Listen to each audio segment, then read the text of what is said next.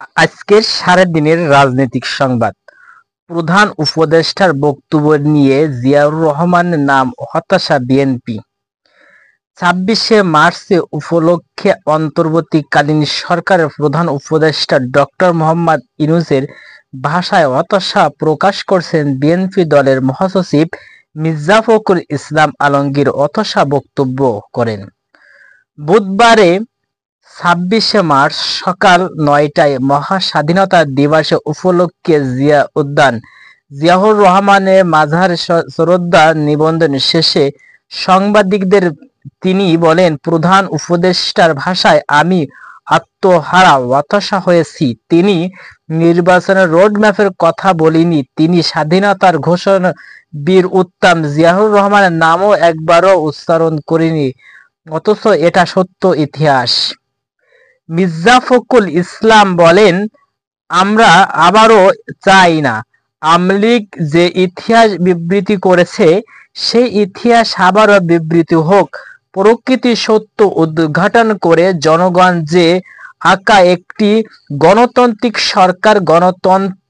সরকার যত দ্রুত ফিরে যাবে আমাদের সমস্যাগুলো তত সমাধান হবে বলে মন্তব্য করছেন মির্জা ফখরুল ইসলাম আলমগীর। ফ্যাসিস্ট আওয়ামী লীগ নির্যাতিত বিরুদ্ধে তুলে ধরে বিএনপির মহাসচিব বলেন, একটা ফ্যাসিস্ট সরকার হাসিনা নেতৃত্বে আওয়ামী লীগ এই জাতির ওপরে নির্যাতন চালিয়েছেন, হত্যা করেছেন, হত্যা করেছেন, খুন করেছেন। জুলাই আগস্ট ছাত্র জনতার অভ্যুত্থানের মাধ্যম দিয়ে আমরা আবারও গণতন্ত্র ফিরে পাওয়ার সুযোগ পেয়েছি। আমরা আশা করি অন্তর্বর্তীকালীন দ্রুত নির্বাচনের জন্য পর্যাপ্ত নিমন্ত্রণ সংখ্যা করে নির্বাচনের ঘোষণা দেবেন। আগামী ডিসেম্বর ২৬ সালে জুলাইয়ের মধ্যে নির্বাচনের কথা বলছেন প্রধান উপদেষ্টা। এই নিয়ে বিএনপির মতামত জানতে চাইলে তিনি বলেন, এটা স্পষ্ট কথা, ডিসেম্বর কথা জুলাই ৬ এটা কোনো রোডম্যাপ দেওয়া হয়নি। আমরা বারবার বলে এসেছি যে স্পষ্ট রোডম্যাপ এবং দ্রুত নির্বাচন তা নিয়ে হলো সংকট সৃষ্টি করা হয়েছে। এই সংকটটি কাটাতে না পারলে আমরা বিএনপির ক্ষমতায় যাওয়ার জন্য নির্বাচনের কথা বলছি না। বিএনপি জাতিকে রক্ষা করার জন্য, স্বাধীনতা সর্বোচ্চ রক্ষার জন্য বিএনপি নির্বাচনের কথা বলছে। নির্বাচিত সরকার কথা বলছি। এই সময় তিনি বিএনপির চেয়ারপারসন বেগম খালেদা জিয়া ও ভারপ্রাপ্ত চেয়ারম্যান তারেক রহমানের পক্ষ থেকে দেশবাসীকে মহা স্বাধীনতা দিবসের শুভেচ্ছা।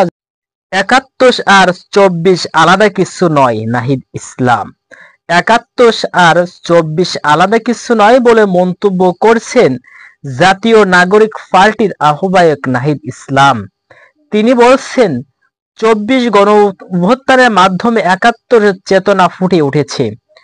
বুধবার ২৬শে স্বাধীনতা দিবসে জাতির স্মৃতিতে শ্রদ্ধা জানানোর পর বিএনপির নেতা মির্জা আব্বাসের বক্তব্য প্রতিক্রিয়ায় তিনি এ কথা বলেন। আর অভিযোগ, যারা ৭১ আর ২৬কে মুখোমুখি অবস্থায় দাঁড় করাতে চায় তাদের উদ্দেশ্য সৎ নয়।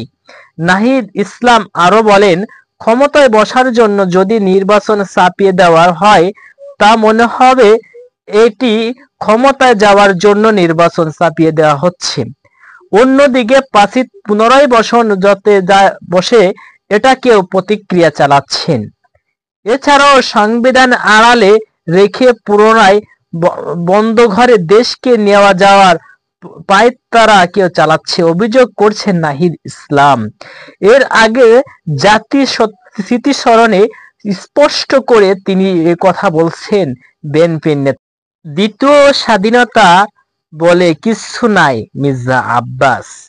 বিএনপি স্থায়ী কমিটির সদস্য মির্জা আব্বাস মন্তব্য করেছেন, দ্বিতীয় স্বাধীনতা বলতে কিছু হয় না বা কিছু নাই।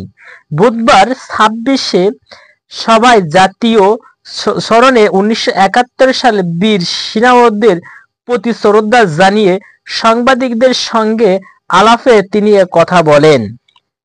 এদিকে মির্জা আব্বাস বলে, দ্বিতীয় স্বাধীনতা বলে কিছু নেই। যারা দ্বিতীয় স্বাধীনতার কথা বলছে, আজকের দিনকে গোটা দেশকে জানিয়েছে মুক্তিযুদ্ধ কোনো ভূমিকা ছিল। তিনি আরো বলেন, রাজনৈতিক মাঠে সবাই সব দলের প্রতিক্রিয়া, দলগুলোর মতভেদ প্রত্যেকে পার্থক্য করবে, দেশে প্রযুক্ত ঐক্য ও থাকবে। এদিকে খুব যুব ক্রিকেট উপদেষ্টা আসিফ মাহমুদ বলছেন, 1971 সালকে জন্ম দিয়েছেন, তবে বিগত সময় স্বাধীনতা ধরন নষ্ট করা হয়েছে। 71 আজ স্বাধীনতা রক্ষা করতেছে 24 গণঅভ্যুত্থান।